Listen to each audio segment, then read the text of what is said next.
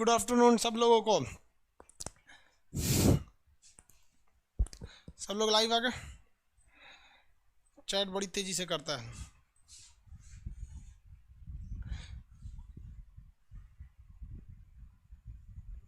चलिए सब लोग को गुड आफ्टरनून।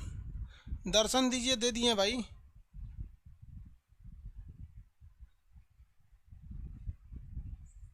मैप का किसी किसी का पीडीएफ नहीं खुल रहा। कल क्लास नहीं चला था। पीडीएफ एक बार चेक कर लीजिए तो। किसी किसी के मोबाइल का प्रॉब्लम होगा पीडीएफ को लेकर। देखिए वो इससे पहले के क्लास में हम आपको बहुत हद तक समझा दिए थे। पहले थोड़ा सा रिवाइज कर देते हैं लोग। देखिए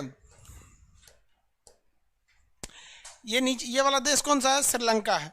ये कौन सा हो गया? श्रीलंका। ये हो गया भारत। श्रीलंका के नीचे कौन सा जगह है? मालदीव, चागोस, आर्किपियागो, डिगो गार्सिया, ये सब आइलैंड है सब। डिगो गार्सिया मॉरिशस का था, लेकिन उसको कब्जा किसने कर लिया? ब्रिटेन ने कब्जा कर रखा है उस पर। ब्रिटेन ने उस पर क्या कर रखा है? कब्जा कर रखा है। ये यहाँ देखते चलेंगे। ये आपका कौन सा जगह है? मालदीव है यहाँ पर। ये श्रीलंका हो जाएगा, इंडिया। और ये यहाँ पे पाकिस्तान है। ये देखिए ये पाकिस्तान। सीपीसी इधर से सड़क निकलेगी। अफगानिस्तान पूरी तरह से कैसा कैसा एरिया था? पहाड़ी क्षेत्र है अफगानिस्तान। अफगानिस्तान की राजधानी क्या है? काबुल। अफगानिस्तान की राजधानी क्या है? काबुल है। कंधार उसका सबसे बड़ा शहर है। कंधार उसका अफगानिस्तान का। बताइए बामियान में किसकी मूर्ति थी? फटाफट बताएंगे लोग। बामियान में किस भगवान की मूर्ति थी? आंसर दीजिए। बामियान में किस भगवान की मूर्ति थी? भगवान बुद्ध की, महात्मा बुद्ध की मूर्ति थी बामियान में। बामियान में मूर्ति को तालिबान के आतंकवादियों ने क्या कर दिया था? तोड़ दिया था। समझा दिए थे यहाँ तक में। पाकिस्तान में ग्वादर बंदरगाह, कराची बंदरगाह, कई सारे बंदरगाह भी थे। महात्मा बुद्ध की मूर्ति थी। Mahatma Buddha, very good. महात्मा बुद्ध की मूर्ति थी। आगे बढ़े।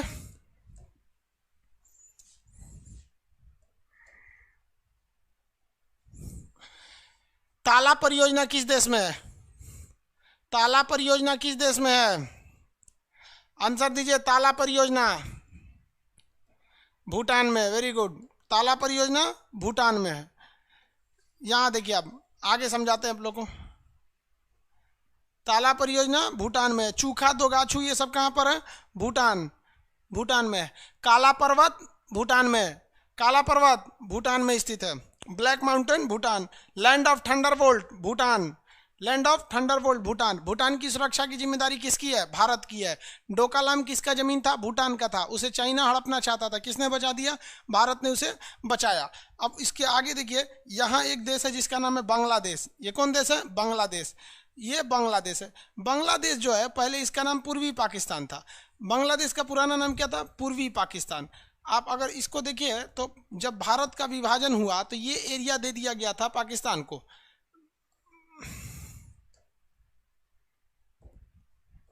एक आदमी था जिसका नाम था सेरियल रेडक्लिफ। इतना बड़ा लोल था, वो भारत का विभाजन कर दिया 10 मिनट में पकड़ के। क्या किया? यहाँ जितना पुलिस स्टेशन थे सारे पुलिस स्टेशन को मिलाया, एगो नक्शा खींच दिया, कहा ये वाला एरिया पूर्वी पाकिस्तान हो गया। और इधर जितने पुलिस स्टेशन थे सबको नक्शा को मिला दिया, इसे कह दिया ये वाला पश्चिमी पाकिस्तान हो गया। तो ये वाला कौन सा पाकिस्तान है भैया? पश्चिमी पाकिस्तान। उस वक्त का ये पश्चिमी पाकिस्तान था। और जो बांग्लादेश आप देख रहे हैं, ये बांग्लादेश इधर ना, ये पहले पूर्वी पाकिस्तान था। तो ये दोनों ओर से बड़ा तामझाम करते रहते थे सब, पाकिस्तान और पूर्वी पाकिस्तान के बीच में। तो दोनों ओर से भारत को तंग करते थे। तो पाकिस्तान के जो मेन लोग थे उन लोग का कहना था, क्या कह रहे हैं भाई? कल क्लास नहीं चली थी। जितने लोगों को कंफ्यूजन, कल क्लास नहीं हुआ था।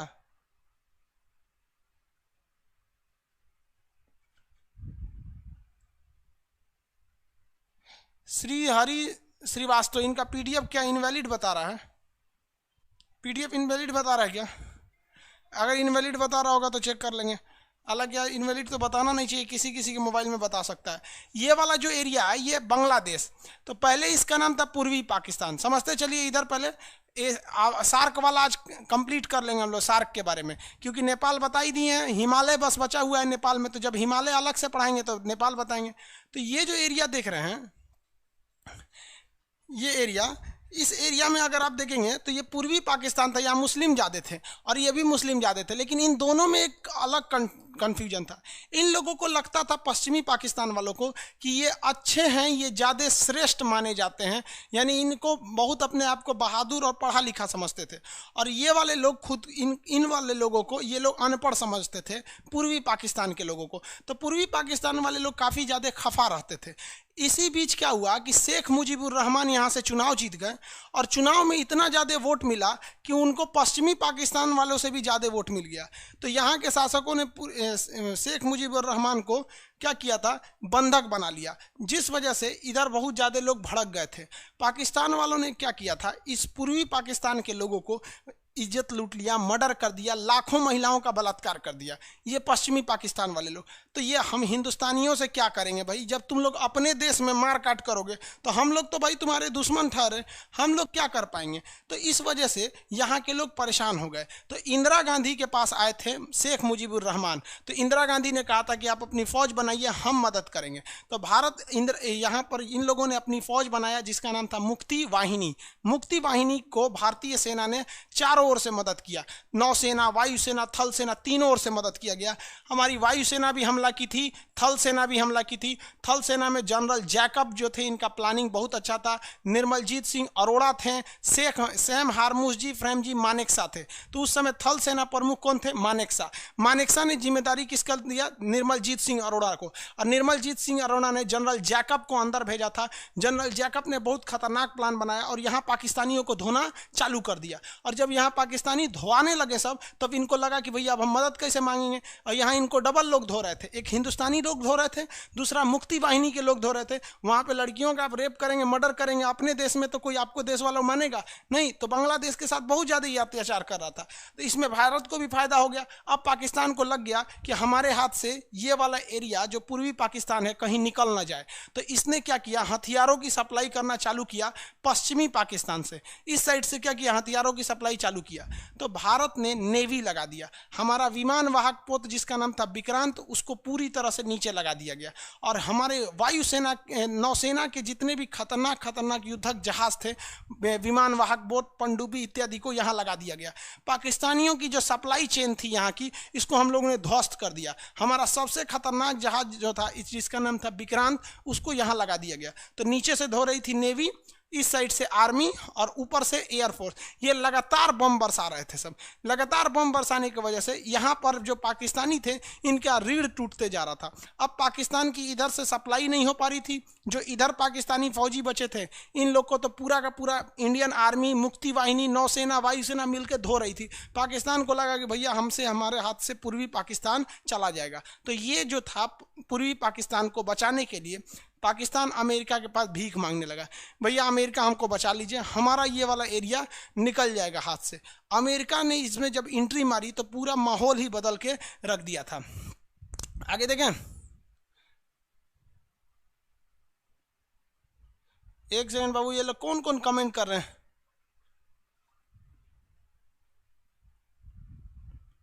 अजब हाल है भाई। मुकेश कुमार गुप्ता जी, सर जी हम भी आपकी तरह पढ़ाना चाहते हैं, बीएड किए हैं, अब नॉलेज रखिए, आप भी पढ़ा लीजिएगा। अब ये सब चीज़ आप यहाँ कमेंट करके पढ़िएगा, मजबूरी में फिर कमेंट ऑफ करना पड़ेगा। इसमें एंट्री मार दिया कौन, अमेरिका। और अमेरिका के एंट्री मारते बवाल हो गया बहुत भीषण, क्योंकि अमेरिका जैसे एंट्री किया तो अमेरिका की एंट्री करने के बाद कारण रूस की भी एंट्री फिक्स हो गई, क्योंकि रूस को हम लोग बचाए थे। याद कीजिए कि जब अमेरिका श्रीलंका में हम्बनटोटा बंदरगाह ले रहा था, तो रूस ने भारत को कहा था कि अमेरिका को कैसे भी भगा दो। अब यहाँ पे एंट्री हो गई किसकी, अमेरिका की। अमेरिका ने यहाँ से अपने जहाज़ों को भेजना चालू कर दिया। इन जहाज़ों के ग्रुप का नाम था 7th फ्लीट, 7वां बेड़ा। इनमें 30-40 तो पानी वाली जहाज़ें थी, और हमारा एक अकेला विक्रांत कैसे टक्कर लेता इन 30-40 जहाज़ों से। अब यहाँ से कौन सा बेड़ा आ गया, 7वां बेड़ा आ गया। इंदिरा गांधी का हालत खराब, क्योंकि 7वां बेड़ा अगर पहुँच जाता तो वो परमाणु बम लेके आ रहा था। तब इंदिरा गांधी ने कहाँ बोला, रूस में खबर किया कि भैया हम आपको बचाए थे ना, इसी का आज हमको खामियाजा भुगतना पड़ रहा है कि अमेरिका से हमारी सीधी दुश्मनी हो गई है, अमेरिका मारने आ रहा है, प्लीज़ हमको बचा लीजिए। तो रूस ने क्या कहा, कोई दिक्कत नहीं, हम भी यहाँ से जहाज़ों का ग्रुप भेज देते हैं। तो इसने भी जहाज़ों का ग्रुप भेज दिया, उसका नाम था 40वां बेड़ा, 40th फ्लीट। 40 फीट, इसमें उससे भी खतरनाक जहाज थे। और चूंकि रूस हमसे ज़्यादा करीब है, यहाँ 40वां बेड़ा ने आके अपनी सारी जहाज़ों को लगा दिया। जितना जहाज यहाँ लगा दिया, इतना ना भयानक नेवल ब्लॉकेज किया कि यहाँ डिगो गार्सिया से उनकी जहाज़ें नहीं उठ पाई। और जब ये 7वां बेड़ा यहाँ पहुँच रहा है तो उसको लगा कि भैया यहाँ तो 40वां बेड़ा पहले से पहुँचा हुआ है, तो इन्होंने उसको धमकी दिया 40वां बेड़ा को कि भाग जाओ, हम अमेरिका वाले हैं, परमाणु बम लेके आए हैं। इसने कहा कि भैया तोरा से ज़्यादा परमाणु बम है हमारे पास, 200 से ज़्यादा परमाणु बम लेके हम आए हैं, तुमसे ज़्यादा खतरनाक परमाणु बम है। तो कहा कि भाई तो डरने वाला नहीं है। और इसने क्या किया, अपने ऊपर एक ऑटोमेटिक हथियार सेट कर दिया जिसे कहा गया पैट्रियट मिसाइल। ये मिसाइलें इतनी खतरनाक थी कि अगर दुश्मन ज़्यादा करीब आएगा तो ऑटोमेटिक अलार्म बजाने लगेगा, और करीब आएगा तो जहाज़ के कैप्टन पायलट सबको अलार्म बजाने लगेगा, और अगर इनकी जहाज़ें 100 किलोमीटर तक के अंदर आ गई तो अपने से मिसाइल निकाल के मार देगा। तो इनको तो पहले ही डर हो गया कि इन्होंने कौन सी मिसाइल लगा रखी है, पैट्रियट मिसाइलों को लगा रखा है। और पैट्रियट मिसाइल लगा देने की वजह से यहाँ पे बहुत ज़्यादा दिक्कत हो जाएगा। किसको? पैट्रियट मिसाइल लगा दी है तो वो एंट्री ही नहीं कर पाएगी, और जैसे ही एंट्री नहीं कर पाएंगे तो फिर यहाँ भारत का विक्रांत इनको क्या कर रहा था, धो रहा था। तो रूस ने कहा कि एक काम करो, तुम भयानक धो। तो हमारी आर्मी, एयरफोर्स, नेवी यहाँ धो रही थी। अब पाकिस्तान को इधर से तो भयानक धूल चटाया गया, इधर से भी पाकिस्तान पिटाते रह गए यहाँ पर। और यहाँ पर रूस और अमेरिका ये आमने सामने, हम लोग को किसने रोक दिया, हम लोग को किसने बचाया, रूस ने। और अंततः अमेरिका को यहाँ से वापस जाना पड़ा ये कह के कि we are too late, Pakistan तुम अपने से समझो। अब पाकिस्तान का तरीका ही तो बवाल हो गया यहाँ पर, अब क्या समझेंगे। तब पाकिस्तान ने लगा कि अब हमसे हाथ से ये पूर्वी पाकिस्तान चला जाएगा। तो पाकिस्तान ने सोचा भारत को दूसरे जगह पे घेर लेते हैं। तो पाकिस्तान सोचा कि यहाँ पे हम भयानक युद्ध कर देते हैं, भयानक युद्ध होगा तो भारत का ध्यान उधर से इधर हटेगा। तो इसने यहाँ पर अपने 6000 सैनिकों को भेज दिया। कितने सैनिकों को भेजा? 6000 सैनिकों को। चूंकि यहाँ भारत के केवल 120 सैनिक थे, 120 सैनिक थे, और उसने कितने सैनिक भेजेगा? 6000। और यहाँ पर हमारे थे कौन थे भाई? तो हमारे यहाँ सिख रेजिमेंट थी। अब सरदार जी थे यहाँ पर, सरदार कुलदीप सिंह चांदपुरी। और कुलदीप सिंह चांदपुरी 120 सिख रेजिमेंट को लेकर रेडी थे। अभी लोग को पता है ये लोग 1.25 लाख के नीचे बातें नहीं करते हैं। ये 120 मिल के ये 6000 पाकिस्तानियों को धूल चटा दिया, उनके टैंक वगैरह को मार के ध्वस्त कर दिया। आज भी यहाँ पर उनके टैंक हम लोग ने बंदी बना के रख लिए हैं। तो पाकिस्तान यहाँ से हार रहा था, उसकी पनडुब्बी वगैरह को मार के हम लोगों ने गिरा दिया। और यहाँ पर पाकिस्तान जो था, पाकिस्तान के 6000 सैनिक यहाँ मरे, अमेरिका वापस चला गया, पाकिस्तान को हार का सामना करना पड़ा। और हाल ये हो गया कि पाकिस्तान में यहाँ पर खड़े हुए 93,000 फौज, 93,000 फौज ने आत्मसमर्पण किया, सरेंडर किया कि भारत हमको माफ़ कर दो, जिंदा छोड़ दो हमको। तो भारत ने यहाँ 93,000, सोचो भैया, हमारे यहाँ 120 फौजी ने सरेंडर नहीं किया और तुमको धूल चटा दिया, और यहाँ तुम्हारे 93,000 फौजी ने सरेंडर कर दिया।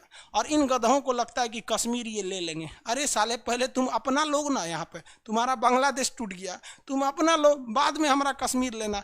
वो तो हम लोगों ने यूएनओ में केस कर दिया, वरना कब का हम लोगों ने फरियाद दिए रहते कश्मीर का इशू, वरना आज लटका रहता। पूरी दुनिया में सबसे बड़ी हार अगर किसी के नाम पर है तो वो Guinness book of world record में है कि दुनिया में आज तक किसी भी देश की 93,000 फौज ने सरेंडर नहीं किया। भारत ने इनको स्कूल में बांध के रखा और पाकिस्तान से लिखवाया कि बोलिए कि अब पाकिस्तान के 2 टुकड़े हो गए, एक का नाम हो गया बांग्लादेश, दूसरा का हो गया पाकिस्तान। तो ये पाकिस्तान लिखा है। और हम कभी कभी यूट्यूब पे वीडियो बनाते हैं ना, तो पाकिस्तानी सब कमेंट क्या करता है, सब तुम हिंदुस्तानियों को हम सबक सिखाएंगे, कश्मीर लेके रहेंगे। हम मन में आता है बस हम एक ही कमेंट करते हैं, भैया 1971 याद करो, वरना हमारे 120 फौजी तुम लोग को यहाँ धूल चटा दिए। हिंद महासागर में इतना दौड़ा दौड़ा मारा गया जिसका कोई हद नहीं। यहाँ पूर्वी पाकिस्तान में मुक्ति वाहिनी की क्या हो गई, जीत हो गई, और शेख मुजीबुर रहमान क्या बने, वहाँ के राष्ट्रपति प्रधानमंत्री बने। लेकिन पाकिस्तान दगाबाजी से तो बाज नहीं आएगा, आतंकवादी घटना में मरवा दिया। आतंकवादियों से किनको मरवा दिया? शेख मुजीबुर रहमान को मरवा दिया। आज उन्हीं की बेटी बैठी हुई है, क्या नाम है, शेख हसीना, जिनका भारत से बहुत अच्छा संबंध है। तो 1971 की लड़ाई हुई जिसमें हम लोगों ने मुक्ति वाहिनी सेना को खड़ा किया और 1972 में पाकिस्तान ने अंततः यह स्वीकार कर लिया कि अब पूर्वी पाकिस्तान उसका नहीं है, अब वो एक देश बन चुका है। तो क्वेश्चन पूछा था पाकिस्तान ने बांग्लादेश को एक देश के रूप में कब स्वीकार किया था, तो 1972 में। लड़ाई कब हुई थी? 71 में। समझ में आ गया कि नहीं आ गया? सोचिए यहाँ हमारे 120 फौजी पाकिस्तान में उन लोग को घुसने नहीं दिए। जब राजस्थान पढ़ाएंगे ना तब बताएंगे यहाँ पर। तो आज जो आप बांग्लादेश देख रहे हैं, पहले वो किसका था? पाकिस्तान का। तो बहुत बेहतरीन प्रधानमंत्री थी इंदिरा गांधी, जिसका हद नहीं, जिसने इसको जिता दिया। समझ में आ गया? 1971 में। आगे बढ़ जाए, बहुत बेहतरीन प्रधानमंत्री थी। हम एक न्यूज़ देख रहे थे तो जिसमें एक आदमी क्या कह रहा था कि 1971 का भारत ने युद्ध इसलिए जीता क्योंकि उस समय बीजेपी विपक्ष में थे। अरे भैया, बीजेपी का गठन हुआ था 1980 में, उससे 9 साल पहले ये घटना हो चुकी थी।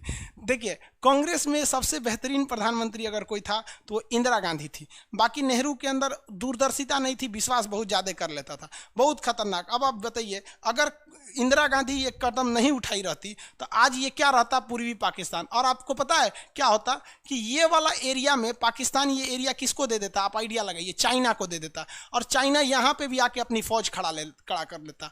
और ये फौज खड़ा करने के बाद हम लोग 3 ओर से घिर जाते लोग, इधर से भी घिर जाते लोग, और इधर से तो अभी घिरे, और ऊपर से चाइना से।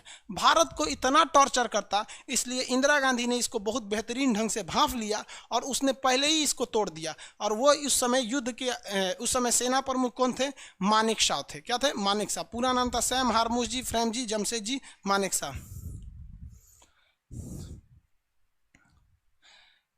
अब ये कौन है भैया? श्री हरि श्रीवास्तव। आपको ब्लॉक कर देते हैं, जाइए, आप कमेंट नहीं कर पाएंगे। एक ही कमेंट को आप 40 बार कर देते हैं, ब्लॉक हो गए। एक कमेंट को आप 200 बार करेंगे, पीडीएफ नहीं खुल रहा, आपके मोबाइल का प्रॉब्लम होगा, नहीं तो यहाँ से हम चेक कर लेंगे। ये समझ में आ गया? तो बांग्लादेश का पुराना नाम बताइए। पूर्वी पाकिस्तान। बांग्लादेश का पुराना नाम पूर्वी पाकिस्तान। अभी यहाँ प्रधानमंत्री कौन है? शेख हसीना है। ये एक मुस्लिम कंट्री है, यहाँ जनसंख्या बहुत ज़्यादा है, जनसंख्या के मामले में बहुत भयानक हो गया है। ये बांग्लादेश आज पाकिस्तान से भी क्या है? आगे है, इसमें कोई शक नहीं। लेकिन बांग्लादेश में आपसे क्वेश्चन जो पूछेगा उसको ध्यान से रखना है। बांग्लादेश जो है, यहाँ पर हम लोग का इससे बहुत अच्छा रिलेशन है और इसको बना के रिलेशन रखने लायक है, क्योंकि चाइना यहाँ एंट्री करना चाहता है। चाइना यहीं पर क्या करना चाहता है? एंट्री कर लेगा। अगर वो चाइना एंट्री कर लेगा तो दिक्कत हो जाएगा, क्योंकि नेपाल को पता ही है कि ओली साहब घूम रहे हैं चाइना के इशारे पर। और यहाँ पर जो एरिया देख रहे हैं, ये चिकन नेक, ये चिकन नेक बहुत ज़रूरी है भैया। ये बहुत पतला एरिया है, लगभग 33 किलोमीटर का।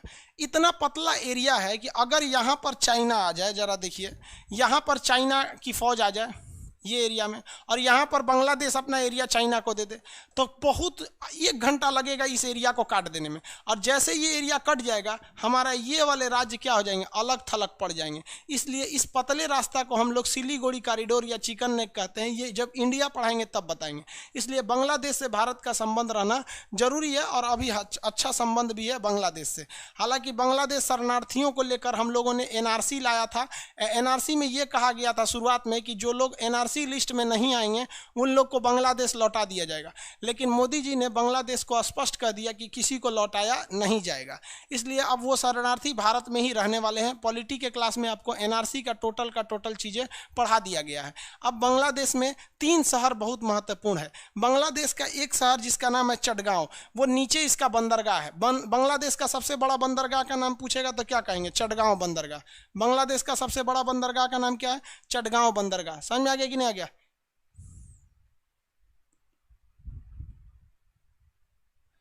ये बेवकूफ़ सब ऐसा ऐसा काम करता है ना, जिसका जिसका पीडीएफ नहीं ओपन हो रहा है, एक बार एप्लीकेशन अनइंस्टॉल करके चालू कर दो। यहाँ आके एक एक को हम बताएंगे। आपका मोबाइल पुराना वर्जन का है, क्या चीज़ है? आप लोग ऑनलाइन होशियार लड़का सबके लिए होता है, एक से एक बेवकूफ़ आता है। यहाँ लिखते जा रहा है सर, कमेंटें बंद कर देंगे। अगले बैच से आएंगे ना, कमेंट बंद कर देंगे। चुपचाप पढ़िएगा, चल जाइएगा। बेवकूफ़ नहीं सोचता है, सब नहीं हो रहा है तो फिर किसी दूसरे जो मोबाइल का होशियार है उससे कुछ पता कर लें। अमित कुमार सर, पड़ोसी में हमारा इंडोनेशिया आएगा कि नहीं, ये अभी जब हम आपको समुद्र पढ़ाएंगे तब बताएंगे।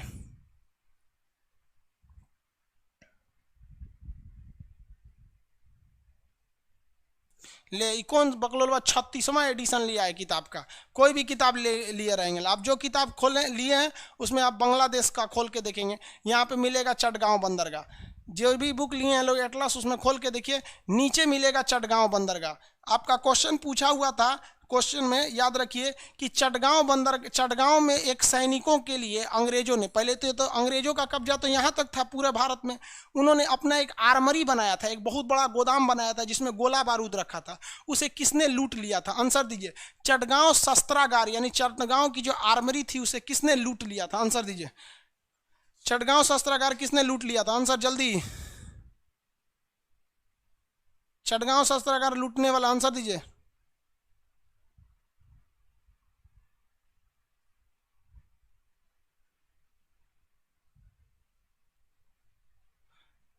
चटगांव शस्त्रागार लूटने वाले का नाम बताइए। Surya Sen, very good. सूर्यसेन, कल दरोगा वाले बैच में बताया था, सूर्यसेन ने लूट लिया था। चटगांव कहाँ है? बांग्लादेश में। सूर्यसेन ने इसे लूट लिया था और पूरे हथियार को किसको बांट दिया? अंग्रेजों को। पूरे हथियार को किसको बांट दिया? लोगों में बांट दिया। मटेरियल में ये लिखा हुआ है, जितनी चीज़ें हैं ना वो लिखा हुआ है, आपको लिखने की खास ज़रूरत नहीं है, वहाँ A to Z लिखा हुआ है, बस आपको एटलस खोल के इसको रंगना है। कहाँ पे है वो? एटलस खोल लिए, यहाँ पे रंगिए, चटगांव शस्त्रागार है, याद रहेगा। चटगांव बंदरगाह है जिसे चाइना लेना चाहता है, लेकिन चाइना एक तरह से डील को कंप्लीट भी कर दिया था। अचानक एंट्री हुई नरेंद्र मोदी और इनका शेख हसीना का। शेख हसीना दिल्ली आई तो मोदी जी जो थे वो प्रोटोकॉल तोड़ दिए। प्रोटोकॉल का मतलब होता है नियम कानून। नियम ये है कि प्रधानमंत्री किसी को रिसीव करने नहीं जाएगा, लेकिन मोदी जी कहें यार शेख हसीना आ रही है, हम जाएंगे रिसीव करने। मोदी जी रिसीव करके आए उनको, अब पता नहीं क्या क्या गाड़ी में बैठ के समझा दिए, ऐसे ऐसे आई शेख हसीना, प्रेस कॉन्फ्रेंस कहती हम चीन को नहीं देंगे। बहुत अच्छा, मोदी जी ऐसे समझाने में एक नंबर है। तो ये हो गया आपका चटगांव बंदरगाह। बांग्लादेश के बीचों बीच में देखेंगे तो एक शहर मिलेगा ढाका, जो उसकी राजधानी है, और वहीं पे मिलेगा नारायणगंज। आप एटलस खोल के बैठिए बांग्लादेश का, ढाका और नारायणगंज, ढाका और नारायणगंज, ढाका और नारायणगंज मिल जाएगा आपको अंदर, ढाका तथा नारायणगंज।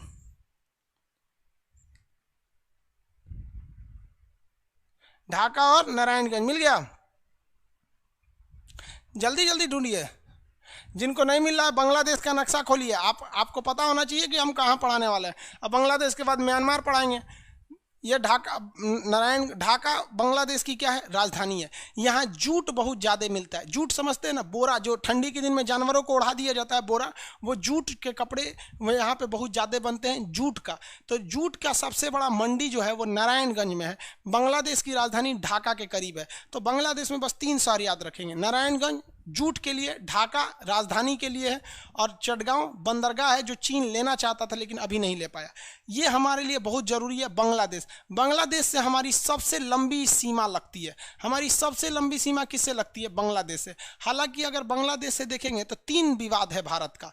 क्वेश्चन आपको जब इंडिया पढ़ाएंगे ना, तो जब बंगाल पढ़ाएंगे, वेस्ट बंगाल, तो वहाँ बताएंगे पश्चिम बंगाल और बांग्लादेश के बीच 3 विवाद चलते हैं, जो हमेशा क्वेश्चन आता है। एक न्यू मुरे द्वीप को लेकर विवाद चलता है, दूसरा 3 बीघा कॉरिडोर को लेकर विवाद चलता है, और तीसरा जो विवाद चलता है वो तीस्ता नदी को लेकर चलता है। तो ये बांग्लादेश जब पढ़ाएंगे ना, तो बांग्लादेश में हम आपको इस चीज़ को बताएंगे। अभी इसको बस याद रखेंगे, पूर्वी पाकिस्तान, ये समझ में आ गया। पूर्वी पाकिस्तान का नाम क्या हो गया? अब बांग्लादेश हो गया। हमसे इसका काफ़ी अच्छा संबंध है। चिकन नेक किसके किसके बीच में है? तो भारत और बांग्लादेश के बीच का एक पतला रास्ता क्या कहलाता है? चिकन नेक कहलाता है। ये देश कौन सा हो गया? भूटान। और ये वाला कौन सा हो गया? नेपाल। बताइए अब सार्क में कितने देश थे? सार्क में 8 देश। नीचे में कौन सा होगा? मालदीव, श्रीलंका, भारत, पाकिस्तान, नेपाल, भूटान, भारत, पाकिस्तान, अफगानिस्तान, नेपाल, भूटान, बांग्लादेश। अब हम आंसर पूछते हैं आपसे, क्वेश्चन पूछते हैं, फटाफट आंसर दीजिएगा। बामियान किस देश में? आंसर चाहिए तुरंत। बामियान किस देश में? आंसर, बामियान किस देश में है? रुपेश कुमार जी, सर आप 9वां संस्करण ले लीजिए, ठीक है बाबू। बामियान किस देश में है? वेरी गुड, AF मतलब अफगानिस्तान। बामियान अफगानिस्तान में। आप बताएंगे फटाफट।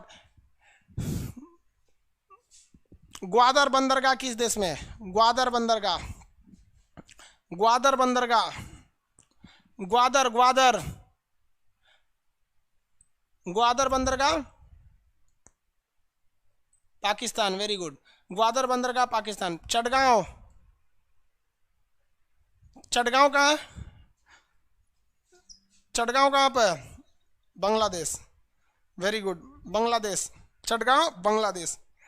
चाइनवा देखिए क्या सोच रहा था, ओकरा ही समझ में नहीं आता कि यहाँ मोदी बैठल है। मोदी जी ऐसा खतरनाक है, एक साथ यहाँ शेख हसीना को कंट्रोल कर लेते हैं, उधर स्मृति ईरानी को कंट्रोल कर लेते हैं, हर जगह एक साथ। हालांकि आप इसे अन्यथा न लेंगे, ऐसे पढ़ाई में हंसी मजाक चलता है। ये बंदरगाह का नाम था चिटगांव बंदरगाह। इस बंदर का नाम है हम्बनटोटा बंदरगाह, श्रीलंका में नीचे है। यहाँ पर मालदीव में है माले बंदरगाह, और यहाँ पर है ये कौन सा, ग्वादर बंदरगाह। चाइनवा चोट्टा क्या कह रहा था कि हमरा हाई वाला बंदरगाह दे दो, और यहाँ से यहाँ देख रहे हैं किसको घेर रहा है, चोट्टा भारत को घेर रहा था। किसको घेर रहा था? भारत को। नरेंद्र मोदी आए ना तो धज्जी उड़ा दिए उसका। कैसे समझिए, चटगांव बंदरगाह तो कैंसिल हो गया चटगांव बंदरगाह कैंसिल, तो ये रास्ता तो काम खत्म हो गया। और जितने बंदरगाह, जो भी जहाज हम्बनटोटा बंदरगाह पे जाती थी, भारत सरकार ने कहा कि भैया आप केरल या तमिलनाडु बंदरगाह पे आइए। तो हम्बनटोटा बंदरगाह जो बनाया गया है उस पर कोई जहाज़ें नहीं जाती है, जिस वजह से हम्बनटोटा एयरपोर्ट और हम्बनटोटा बंदरगाह अब किसी काम का नहीं है। तो ये रास्ता तो यहीं से कट गया। माले बंदरगाह को भी भारत के अब फेवर में आ गया, बच गया एक बस इसका ये ग्वादर बंदरगाह। तो ये ग्वादर बंदरगाह पर इतना ना कर्जा ले लिया है पाकिस्तान कि इस कर्जा को चुकाने के लिए उसको सऊदी अरब से पैसा मांगना पड़ता है कि चाइना को चुकाना है कर्जा। और पाकिस्तान को ये लगा था कि ये सड़क बन जाएगा तो इससे हम बहुत कमाएंगे, लेकिन भारत ने इस सड़क के बदले में एक और सड़क की घोषणा कर दिया। वो यहाँ पर है आपका चाबहार बंदरगाह, और यहाँ से सड़क लेके हम लोग रूस तक जाएंगे, लंदन तक यहाँ से। अब बताइए, जितना व्यापार होगा वो इस सड़क के रास्ते हो जाएगा और ये बंदरगाह के रास्ते। अब लो भैया, तुम्हारा ये चीन का सीपीईसी पकड़ के बैठे रहो। हम लोग के नीतियाँ बहुत अच्छी हैं, बट इतना ना लेट नीतियाँ हो जाती हैं जिसका कोई हद नहीं।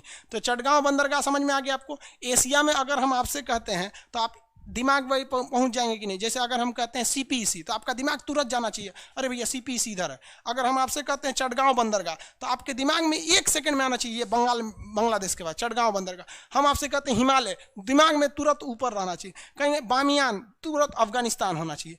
काबुल कंधार अफगानिस्तान होना चाहिए। गजनी वगैरह अफगानिस्तान। हिंदुकुश पर्वत, तो हिंदुकुश पर्वत ये वाला एरिया है। कराची बंदरगाह ऐसे। अब तो ऐसा नहीं होगा कराची बंदरगाह कहाँ है, इधर तो नहीं है, ऐसा बेवकूफ़ी तो नहीं करेंगे ना। समझ में आ रहा है आपको? किसी को कोई दिक्कत नहीं? I want PDF in English, you should wait for 10 days।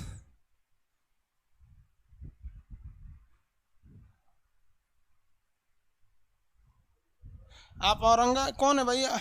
Abhay Kumar sir, मैं औरंगाबाद से हूँ, आज मेरा पहला क्लास है। केबीसी मुकेश दुबे पूछ रहे हैं कि सर 3 दिन पहले चिकन नेक के बारे में कौन बनेगा करोड़पति में पूछा था। केबीसी में पूछा होगा भाई, ऐसा नहीं है। आपको इसमें हर एक चीज़ें मिलेंगी आपको जानने के लिए, हल्का सा बस आपको सब्र करना है। जिनका PDF नहीं खुल रहा है वो आपको एक बार अनस्टॉल करके फिर करेंगे, फिर PDF खुलेगा। वहाँ पर आपके मोबाइल के वर्जन का भी डिफरेंस हो जाता है, कौन सा वर्जन का मोबाइल है किसका नहीं है, उसमें ये सारी चीज़ें लिखी गई हैं। हम आपको मंगलवार या बुधवार को PDF में जो जो खाली जगह दिया गया उसको भरवाएंगे। आप उसको दुकान पर जाके हार्ड कॉपी निकलवा लीजिएगा एक किताब के शक्ल में, हम उसको भरवाएंगे। अब हम आपसे ये वाला एरिया, सार्क एरिया देख लिए, देखिए ध्यान से। आप अगर दिमाग में बैठाएंगे ना तो आपके अंदर ये वाला एरिया दिमाग में बैठ चुका है। ये है मालदीव, टूरिस्ट के लिए है। श्रीलंका वाला बता दिए, पाकिस्तान, अफगानिस्तान, नेपाल, भूटान, बांग्लादेश बता दिए ना। किसी को कोई दिक्कत नहीं है?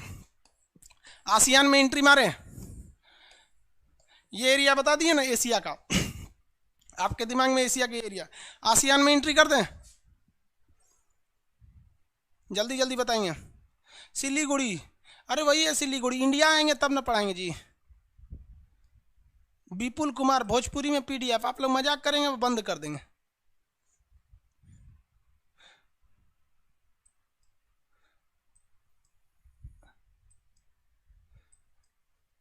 चलिए अब आसियान में एंट्री करते हैं।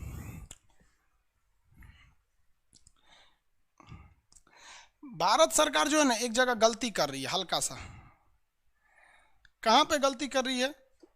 तो म्यांमार के साइड में। चलिए समझाते हैं। यहाँ आप शांति से समझिए आप लोग म्यांमार को। ये देश कौन सा है? म्यांमार है। म्यांमार जो है वो इंडिया को कनेक्ट कर देता है इस एरिया से। म्यांमार पहले भारत का ही हिस्सा था। कमेंट बंद कर लीजिए अब आप लोग, सीधे यहाँ समझिए वरना समझ में नहीं आएगा। हम दूसरा नक्शा खोलने जा रहे हैं, बस आपको इतना आइडिया बता दे रहे हैं कि म्यांमार हमारे पूर्वोत्तर राज्यों से सटता है, नॉर्थ ईस्ट राज्यों से सट जाता है और इधर घुसने की कोशिश कर रहा है। कहाँ पर? चटगांव बंदरगाह से। और इस एरिया का हमारा डेवलपमेंट ज़्यादा नहीं हुआ है, यहाँ डेवलपमेंट ज़्यादा नहीं हुआ है। तो भारत ना म्यांमार का एक बंदरगाह है जिसका नाम है सितवे बंदरगाह, और ये सितवे बंदरगाह कलकत्ता से जोड़ दिया जाएगा। कौन से बंदरगाह को? कलकत्ता और सितवे बंदरगाह को जोड़ दिया जाएगा। तो क्वेश्चन पूछेगा कि कलकत्ता से म्यांमार के किस बंदरगाह को जोड़ा जाएगा? तो सितवे बंदरगाह को जोड़ा जाएगा। याद रखेंगे बंदरगाह का नाम सितवे बंदरगाह। और इसके बाद इसमें एक नदी आएगी, उस नदी पर बोट चलाया जाएगा। उस नदी का नाम है कालादान नदी। क्या नाम है? कालादान नदी। और कालादान नदी के बाद फिर इसे सड़क पर लाके इस एरिया से जोड़ दिया जाएगा। तो हमारा जो एरिया है बेहतरीन ढंग से जुड़ जाएगा इस एरिया से। आप कहेंगे कि भाई गवर्नमेंट तो पगला गई है। काहे पगला गई है? तो भैया हम यहाँ पानी वाली जहाज से आएंगे सितवे बंदरगाह तक, फिर उसके बाद नाव से जाएंगे हम लोग कालादान नदी पर, फिर सड़क से जाएंगे हम लोग कहाँ पर?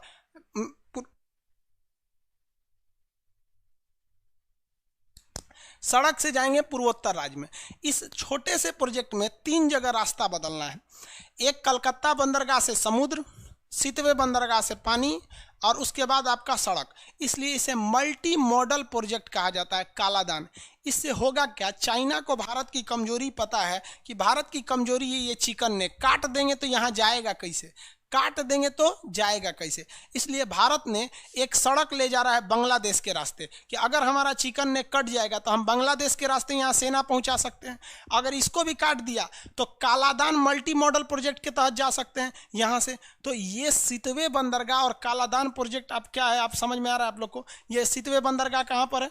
म्यांमार में है। अब हम म्यांमार का नक्शा खोलते हैं। ये वाला एरिया आपका लिए हो गया। म्यांमार का नक्शा खोल देते हैं।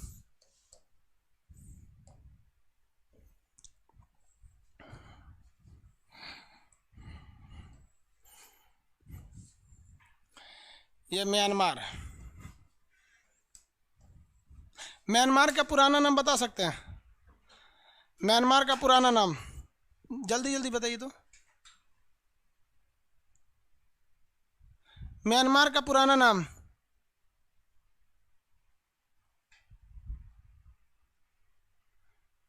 बेवकूफ कर रहा है। म्यांमार का पुराना नाम अफगानिस्तान था।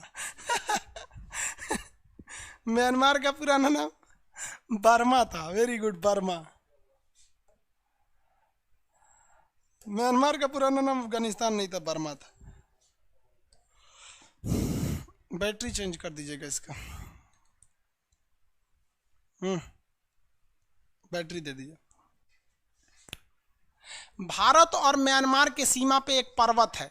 इस पर्वत का नाम है आराकाम पर्वत। पर्वत का नाम क्या है? आराकाम पर्वत। क्वेश्चन फटाफट बताएंगे। भारत और म्यांमार को अलग करने वाले पर्वत का नाम क्या है? आराकाम पर्वत। इस पर्वत पर चाइना ने आतंकवादियों को खड़ा कर दिया है। उसका आर्मी का नाम है आराकाम आर्मी, जो हमारे सितवे बंदरगाह के प्रोजेक्ट को पूरा होने नहीं देता है। आगे आप समझिए इसमें।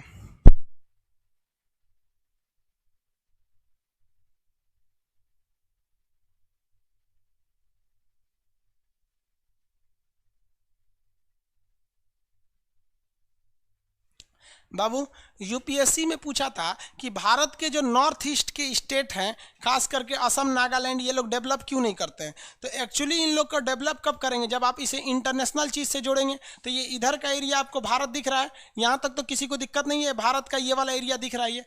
अब चाइना डेवलप करना नहीं चाहता है क्योंकि उनको पता है कि अगर हम कालादान प्रोजेक्ट लेते आते हैं और यहाँ से इसमें ले जाएंगे तो ये एरिया बहुत डेवलप हो जाएगा। इसलिए चाइना यहाँ क्या खड़ा कर दिया? Arakan army.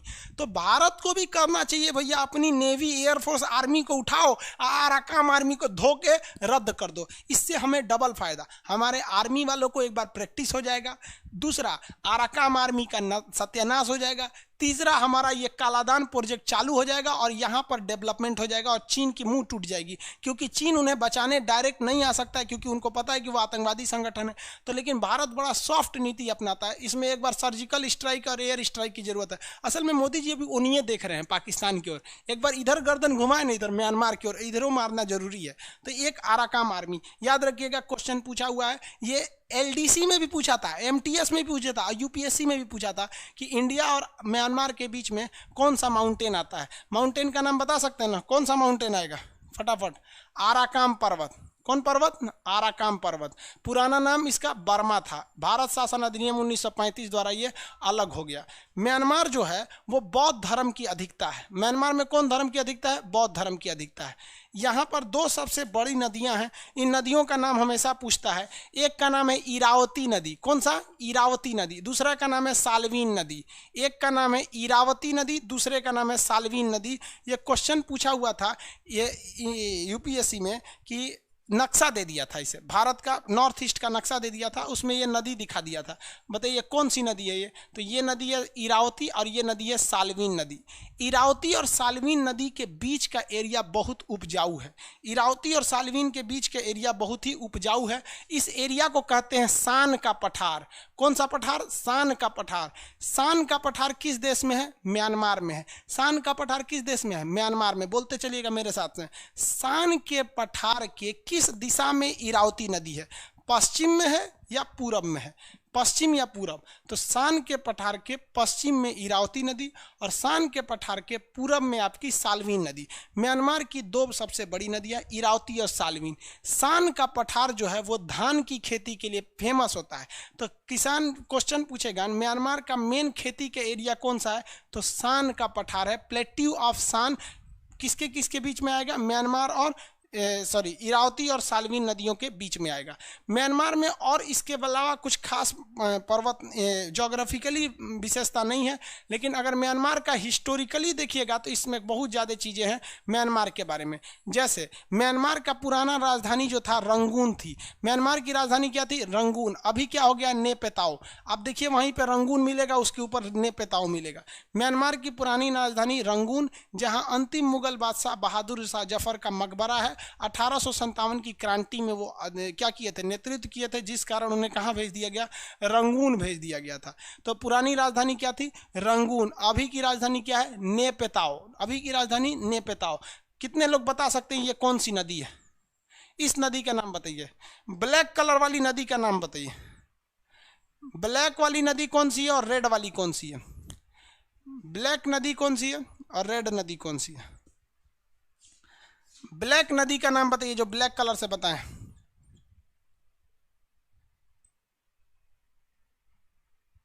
ब्लैक कलर से इरावती। रेड कलर से कौन सा है? रेड कलर वाली बताइए तो। ब्लैक वाली तो इरावती है, वेरी गुड। रेड कलर वाली साल्वीन, वेरी गुड, साल्वीन। चलिए साल्वीन। हम इसमें दो गोला बनाए हैं। देखिए एक रेड कलर का गोला है, बताइए ये कौन सा एरिया है? एक रेड कलर का गोला है और एक ब्लैक कलर का गोला है। रेड वाला गोला क्या है? आंसर दीजिए। रेड वाला गोला क्या है? रेड गोला क्या है और ब्लैक गोला क्या है? रेड वाला सर साल्वीन है।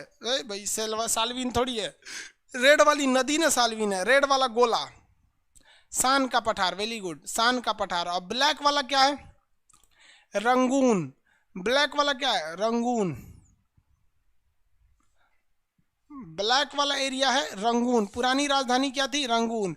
आप गाना सुने ना, मेरे पिया गए रंगून, वहां से किया है टेलीफोन की तेरी याद सताती है। समझ में? पहले रंगून लोग जाते थे घूमने वगैरह, आप लोग अच्छा से समझते होंगे। लेकिन हम लोग शुरुआत से ही हमारी परंपरा क्या रही है? वसुधैव कुटुंबकम। लेकिन अगर कोई हमारी संस्कृति का फायदा उठाकर अगर हमको लतियाने की कोशिश करे तो हम लोग याद रखेंगे हम वही हिंदुस्तानी है जिन्होंने महाभारत करा दिया था। हम वही हिंदुस्तानी है जो लंका में आग लगा दिए थे। तो केवल हम वसुधैव कुटुंबकम नहीं जानते हैं। नेहरू ने कुछ अच्छाइयाँ भी किया तो नेहरू के पीठ पर कुछ लोगों ने छुरा भी भोंक दिया। भारत का म्यांमार से बहुत अच्छा संबंध था। तो ये है हमारा म्यांमार। म्यांमार ने भारत से कहा कि आप हमको एक ठो आइलैंड दे दीजिए। तो भारत का यहाँ पर अगर देखेंगे तो ये आइलैंड है अंडमान निकोबार। गहराई से समझिएगा इस चीज़ को, कैसे हमारे साथ धोखा किया गया। तो भारत ने ऊपर में एक बंदर द्वीप था जिसका नाम, आइलैंड का नाम था कोको आइलैंड। क्या नाम था? COCO। ये कोको आइलैंड कहाँ है? तो अंडमान के ऊपर है और म्यांमार के नीचे है। क्वेश्चन कहेगा म्यांमार और अंडमान के बीच में कौन सा आइलैंड है? कोको आइलैंड है। जबकि नीचे में एक और आइलैंड है जिसका नाम है कोकोस। तो हम कोकोस की बात नहीं कर रहे हैं, हम बात कर रहे हैं कोको आइलैंड की। किसकी बात कर रहे हैं? कोको आइलैंड की। तो म्यांमार और अंडमान के बीच में आइलैंड का नाम क्या है? Cocoa island. तो म्यांमार ने कहा भारत से कि ये आइलैंड हमें दे दीजिए क्योंकि हिस्टोरिकली इस पर हमारा अधिकार है, लेकिन उस पर भारतीय सेना का कब्जा था। तो जवाहरलाल नेहरू ने इसे एक गिफ्ट की तौर पे दे दिया कि भाई हमारे पास इतने ज़्यादा द्वीप है, एक छोटा सा द्वीप है, रियली में दे दिएगा तो देने से ज़्यादा तकलीफ नहीं है। तकलीफ साला ये हरामी अब पैदा किया है। कैसे पैदा किया है कि यहाँ सेना का शासन हो गया और ये चोट्टा उठा ना, तो ये वाला द्वीपवा किसको दे दिया? चाइना को दे दिया। कि चाइना, यहाँ चाइना को दे दिया, वो भाड़ा पे दे दिया। और चाइना ने यहाँ पर अपना ट्रांसमीटर और रडार लगा दिया है। ट्रांसमीटर और क्या लगा दिया? रडार लगा दिया। इससे दिक्कत क्या है कि भारत का ये जो अब्दुल कलाम द्वीप है, यहाँ मिसाइलों का परीक्षण होता है और यहाँ आपका सतीश धवन जो है यहाँ पर प्रक्षेपण केंद्र है, श्रीहरिकोटा, यहाँ से रॉकेट का परीक्षण होता है। ये चोट्टा यहीं से दोनों को नज़र रख सकता है। तो आप बताइए, इसमें नेहरू ने तो ये सोच के दिया कि हमसे रिश्ते अच्छे हो जाएंगे, खामखा में अभी देश आज़ाद हुआ है, विवाद में क्या फंसे। लेकिन इस हरामी की ना गलती है कि नौटंकी किया है। और भारत के प्रधानमंत्री लोगों की भी गलती रहती है। चाहे वो नेहरू ने गलती कर दिया तो एक प्रधानमंत्री गलती करेगा तो दूसरा सुधार भी तो सकता है। इंदिरा गांधी जब एक देश अलग करा सकती है तो इंदिरा गांधी सुतल थी कि ये कोको द्वीप ले ले। हालांकि इस वक्त इंदिरा गांधी के समय ये चाइना को नहीं दिया था, लेकिन मनमोहन सिंह के समय चाइना को दे दिया। मनमोहन सिंह हाथ पे हाथ रख के चले गए। मोदी जी का भी ये वो कार्यकाल हाथ पे हाथ रख के निकल गया और ये भी निकलेगा, क्योंकि मोदी जी तो इसको कभी सीरियस ले ही नहीं रहे। मोदी जी को भी कहना चाहिए कि भैया देखो म्यांमार, हमने तुमको, हमारे जो जवाहरलाल नेहरू प्रधानमंत्री थे, हमने तुमको गिफ्ट दिया था। तो ये बात सही है, हम तुमको गिफ्ट आज भी देते हैं, लेकिन हमारे शत्रु देश को तुम यहाँ बचाओगे, ले आओगे तो हम ये गिफ्ट वापस ले लेंगे। तो आप डिसाइड करो भैया कि तुम ये म्यांमार, तुम चाइना को वापस भगाओगे कि हम द्वीप ले ले। तो इस पे म्यांमार चोट्टा साला कुछ बोलेगा नहीं। तो भारत को कुछ नहीं करना चाहिए। भारत को वैज्ञानिक मुंबई में बैठे हैं सब भाभा एटॉमिक रिसर्च सेंटर पे, इन वैज्ञानिकों को कहना चाहिए कि भैया तुम एगो नया परमाणु बम लाओ और तुम यहाँ पर अंडमान निकोबार में छोड़ दो।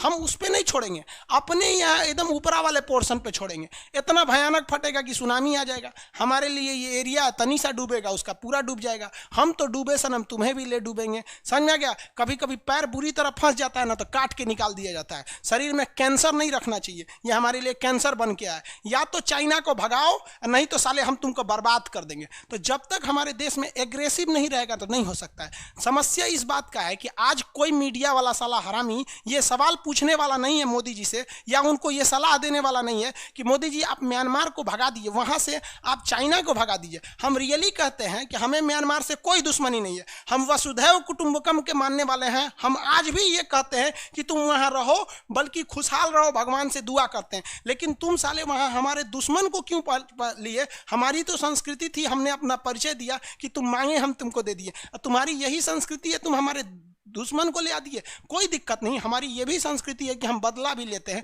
और ये लिया जाएगा। इस बात को लिख के रखिए कि कहीं आपको सौभाग्य प्राप्त हुआ कि भारत के आप प्रधानमंत्री बनिएगा तो हमारे लिए ये गुरु दक्षिणा समझ जाइएगा कि आप इसको लेकर आइएगा, और तब हम समझेंगे कि हमारा शिक्षक बनना इस जीवन में सफल हो गया, कि हमारा कोई विद्यार्थी प्रधानमंत्री बना। और आंख में आंख डाल के AK-47 दिखा के लेके आना है कि साले या तो वहां से चाइना से भगाओ, नहीं तो हम तोरा बर्बाद कर देंगे यहाँ पे। तब सब ये समझेंगे। सब ये गलती हो रही है लेकिन कोई समझाने वाला नहीं है। हम सब लोग तो भक्ति में लगे हुए हैं। लोग भाई देश जा रहा है, आप इसको समझिए ना। मीडिया वाले सालों को क्या मतलब बनता है? उधर एगो अंजना बैठी है, एगो रूबिका बैठी है, ये सबको कोई मतलब ही नहीं है।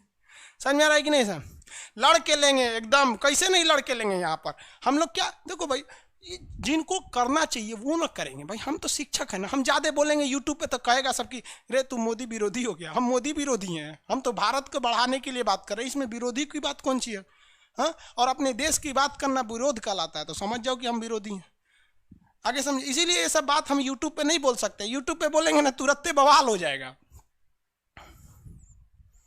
ये समझ में आ गया अंडमान निकोबार, समझ में गया। संकल्प लीजिए आप लोग भी कि यदि आपको सौभाग्य प्राप्त हुआ भारत के प्रधानमंत्री या सलाहकार बनने का तो इसे लेकर आएंगे। ये संकल्प हर हिंदुस्तानी के सीने में रहना चाहिए कि हम लेकर आएंगे यहाँ पर, समझ में आ गया कि नहीं आ गया। और लेकर आइए वहाँ पर भव्य, और वहाँ बनाइए ना, आपको जो मनाना है बनाइए, वहाँ राम मंदिर बनाइए, कृष्ण मंदिर बनाइए, आपको मस्जिद बनाना है, जो गिरजाघर बनाना है, जो बनाइए, हमारा देश है, आप उसको लाइए। हमारा मकसद क्या है कि बस हम देख रहे हैं कितना सीक्रेट जगह दिया है, यहाँ से हमारे दो चीज़ों पर कब्जा कर लिया, कितना बेहतरीन लगेगा वहाँ पर। टूरिस्ट प्लेस बना दीजिए, सोचो सब लोग वहाँ घूमने जाएंगे और हमें अपनी बहादुरी की याद रहेगी, चोट्टा तुम चाइना को दिया था, देख हम वहाँ आते हैं वहाँ बनाने के लिए, समझ में आया कि नहीं। जो मन वहाँ बनाइए, म्यूजियम बनाइए, मंदिर मस्जिद बनाइए, सब बना रहिए यहाँ पर, लेकिन कम से कम जो देश की जमीन भूली गई है आप उसको सुधारिए, आगे बढ़िए, समझ में आ गया कि नहीं। म्यांमार समझ में आ गया। म्यांमार का पुराना नाम क्या था? बर्मा। भारत शासन अधिनियम 1935 द्वारा यह अलग हो गया। इसकी पुरानी राजधानी रंगून थी, अभी की राजधानी नेपेताओ है। भारत और म्यांमार की सीमा पर एक पर्वत है, इस पर्वत का नाम है आराकाम पर्वत। इस पर्वत के पास यहाँ पर एक राज्य है जिसका नाम है रखाइन। यहीं के लोग एक आतंकवादी संगठन बना लिए जिसका नाम है आराकाम आर्मी है, जिसको फंडिंग चाइना देता है और ये हमारे बंदरगाह प्लान को रोकता है। यहाँ हमारा कालादान मल्टी मॉडल प्रोजेक्ट है, यहाँ से यहाँ हम लाएंगे किससे लाएंगे? सितवे बंदरगाह तक जहाज लाएंगे, फिर पानी वाली जहाज जाएगी और पानी वाली जहाज जाने के बाद फिर यहाँ से यहाँ हमारा सड़क जाएगा। इसलिए इसे हम लोग क्या कहते हैं? मल्टी मॉडल प्रोजेक्ट कहते हैं। कौन सा प्रोजेक्ट कहेंगे? मल्टी मॉडल, ताकि तीन चीजें हैं। इसको सबसे बड़ी बाधा कौन दे देता है? आराकाम आर्मी दे देती है। समझ में आ गया कि नहीं आया? तो म्यांमार को भी समझ के रहना चाहिए। समझ में आ गया कि नहीं आ गया? किसी को दिक्कत?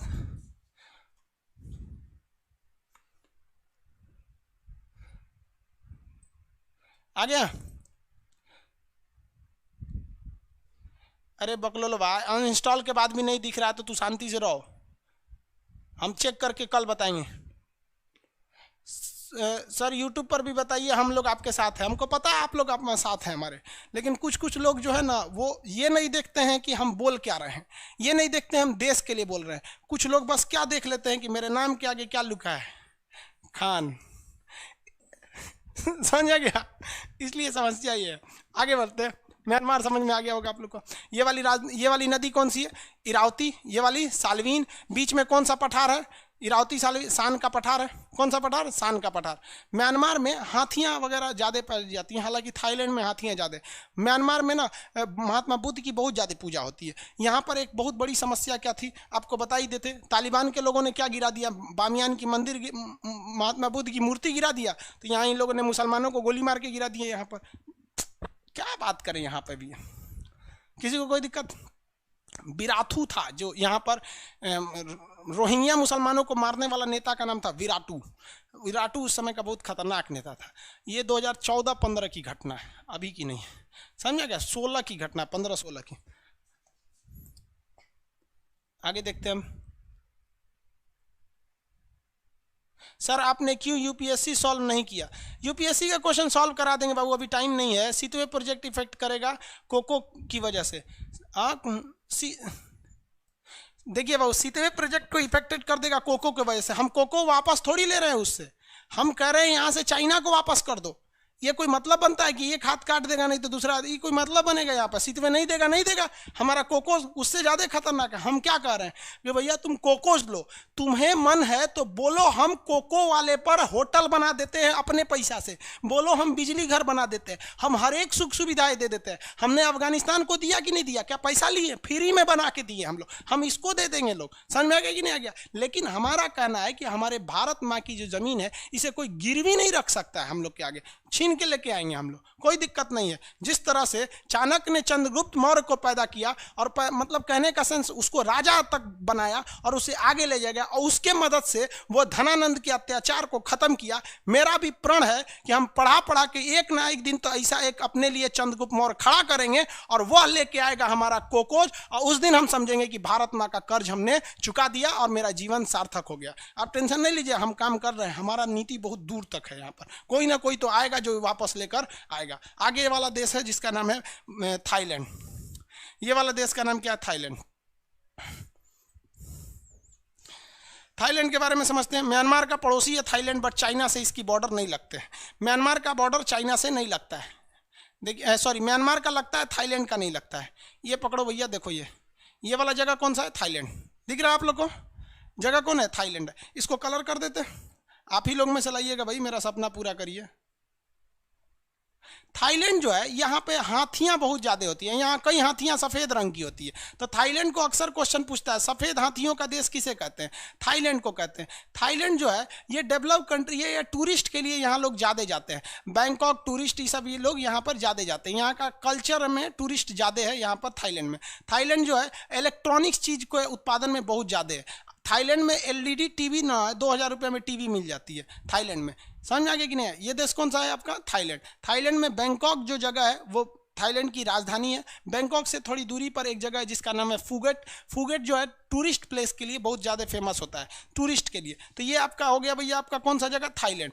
थाईलैंड जो है ये इलेक्ट्रॉनिक्स के लिए ज़्यादा। अब भारत ने इसके इलेक्ट्रॉनिक्स पर बैन लगा दिया है, क्योंकि अगर ये इलेक्ट्रॉनिक की दुनिया में भारत में एंट्री मारेगा ना तो फिर भारत के इलेक्ट्रॉनिक बाजार क्या हो जाएंगे? बंद हो जाएंगे। इसकी अगर बाउंड्री देखेंगे तो इसकी बाउंड्री चाइना से नहीं लगती है, दिख रहा है आपको? चाइना से इसकी बाउंड्री नहीं लगेगी। ये चाइना है, इससे बाउंड्री इसकी नहीं लगती है थाईलैंड से। आगे बढ़े, क्या हो गया भाई?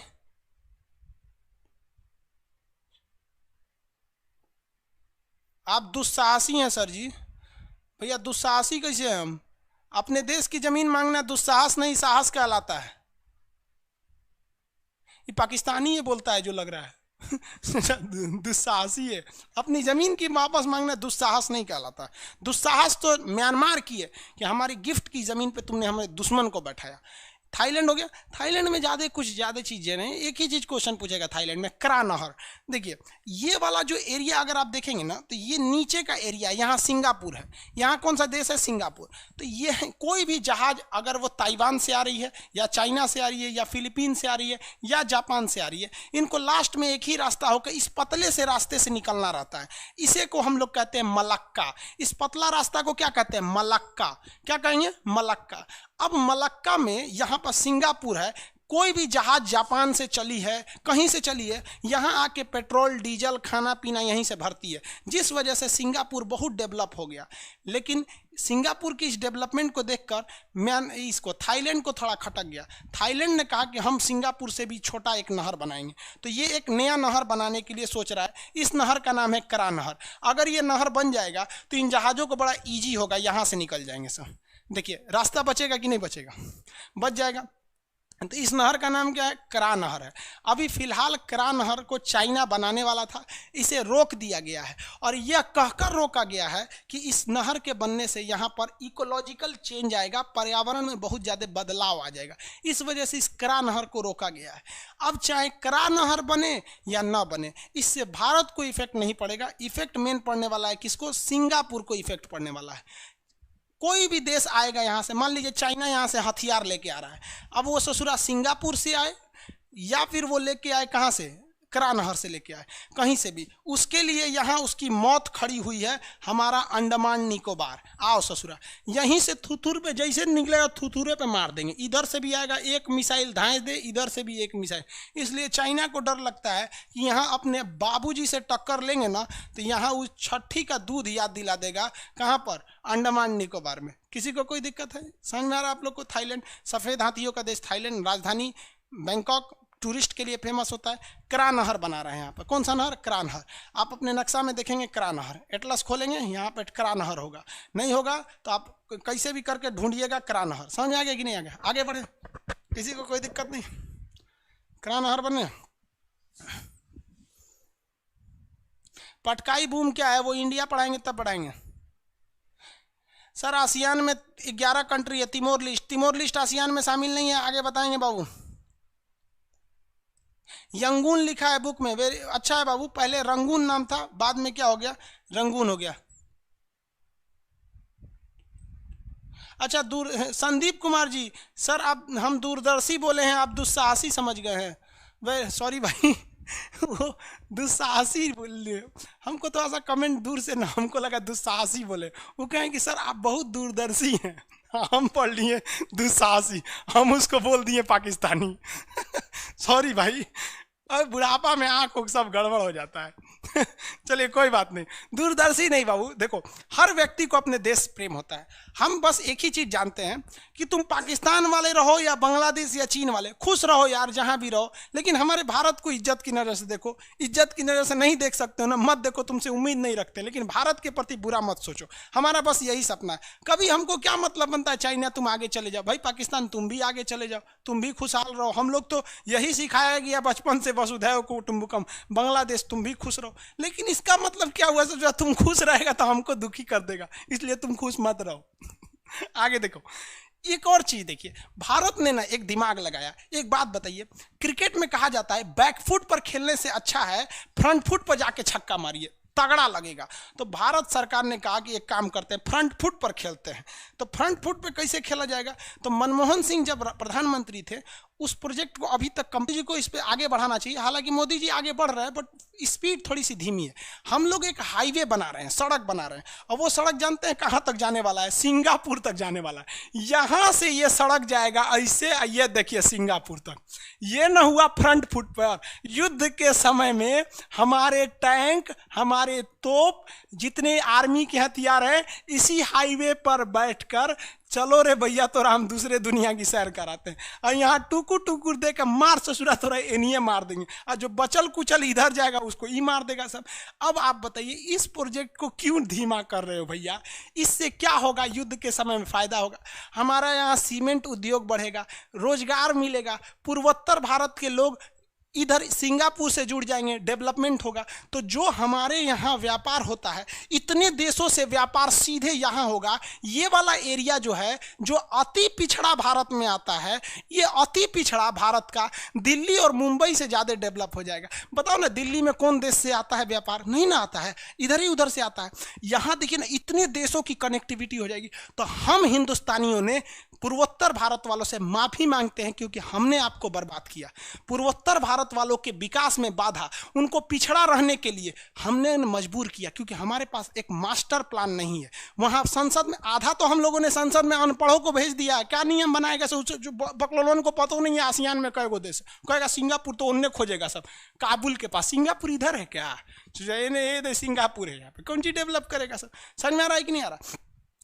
तो हम लोग को हर तरह से रेडी रहना है। देखिए ना, हम लोग कितना बेहतरीन प्लान बनाए। बांग्लादेश के थ्रू भी जा सकते हैं, कालादान और सितवे बंदरगाह के थ्रू भी जा सकते हैं, और ये हाईवे से भी जा सकते हैं। इतना होने के बाद कोई रोक सकता है इनके डेवलपमेंट को? नहीं। लेकिन अभी ना कालादान प्रोजेक्ट चालू है, ना सितवे चालू है, ना बांग्लादेश से चालू है, ना ये सड़क चालू है। और वो लोग भी शिक्षा के अभाव के कारण आवाज़ नहीं उठाते हैं। उनका कोई प्रतिनिधि भी नहीं है संसद में, उन लोग का शकल भी भारतीयों से नहीं मिलता है, नेपाली टाइप के लगते हैं। तो आधा तो हिंदुस्तानी समझता है कि विदेश का है, तब वो बोलता है विदेश के थोड़े, हम आसाम के हैं, अरुणाचल प्रदेश के। हद है भैया, अपने देश वालों को नहीं पहचानते। तो इसमें हम लोग को शर्म आती है।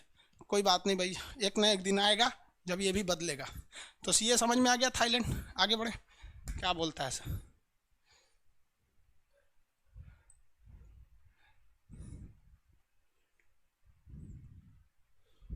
कोको वाला अजय कुमार कह रहे हैं सर, कोको वाला वीडियो डाल दीजिए। किस पर?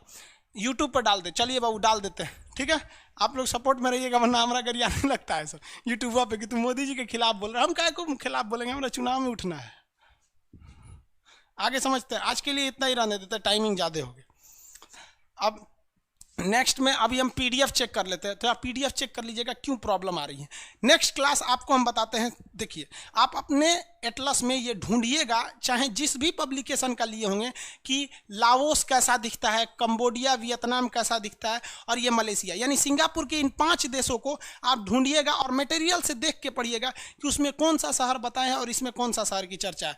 कल हम आपको इंडोनेशिया तक समझा देंगे, उसके बाद नया चीज़ को पढ़ाएंगे, को कुछ चीज़ें लिखवाएंगे, आपको परसों लिखवाएंगे, ठीक है। तो आज हम खुद पीडीएफ देख लेते हैं। हो सकता है हमारे साइड से ही प्रॉब्लम हुआ हो, नो डाउट, लेकिन बहुत से लोगों को प्रॉब्लम है।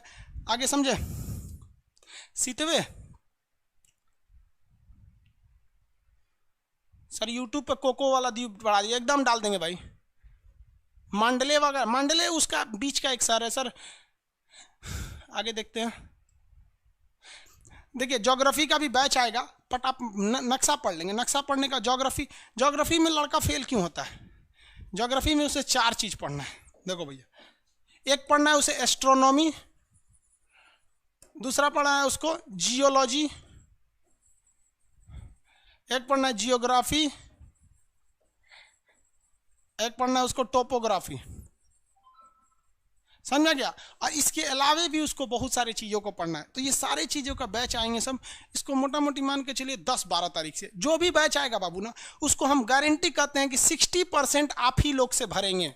60%। जब एडमिशन 60% हो जाएगा तब जाके यूट्यूब पर बोलेंगे कि भैया क्लास है, क्योंकि हम आपको हमारे फर्स्ट बैच के स्टूडेंट हैं, आप लोग के लिए एकदम दी जान से एकदम लगे रहेंगे। आपको देखें, आपको इंडिया वर्ल्ड प्लस सब चीज़ आपको 150 रुपया फीस लिए, बाद में 200 किए। आज के लिए हम इतना ही रहने देते हैं, ठीक है?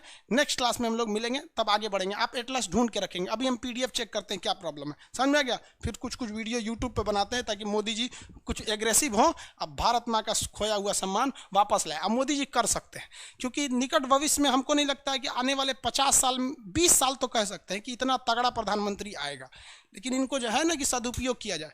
आगे क्लास में मिलेंगे। जय हिंद। सर हम 9th क्लास से हैं। रितेश कुमार जी, भाई आप 9th क्लास के हैं तो इसमें पढ़ रहे हैं?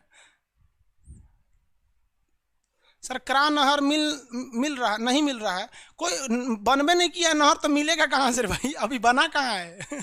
हम कहें, तू कहेगा खान सर का लड़का कौन है, मिल ही नहीं रहा है। अरे हमारा बियाह कहाँ भइले अब? PDF खराब है बाबू, हम भी यहाँ देख रहे हैं कुछ प्रॉब्लम हो रहा है, अभी हम उसको सुधरवाते हैं। सर एक बार अपना मोबाइल नंबर खोलिए, PDF नहीं खुल रहा है। कोई बात नहीं बाबू, हम मानते हैं इस बात को कि हमसे गलती है, हम देखते हैं। सर इंग्लिश में प्रोवाइड कराइए, कोशिश करेंगे बाबू।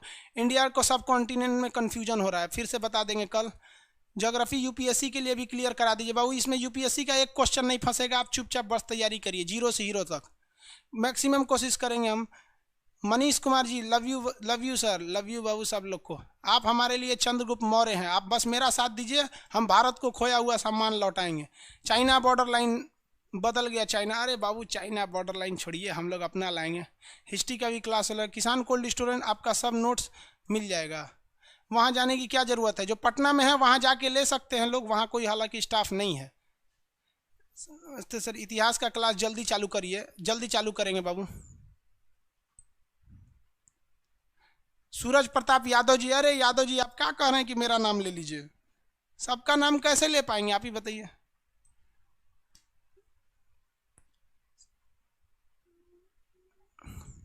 अंडमान निकोबार को कैसे डेवलप करेंगे सब बताएंगे बाबू, ठीक है? अब नेक्स्ट क्लास में मिलेंगे। आज के लिए इतना ही, आज के लिए इतना ही रहने देते हैं। जय हिंद।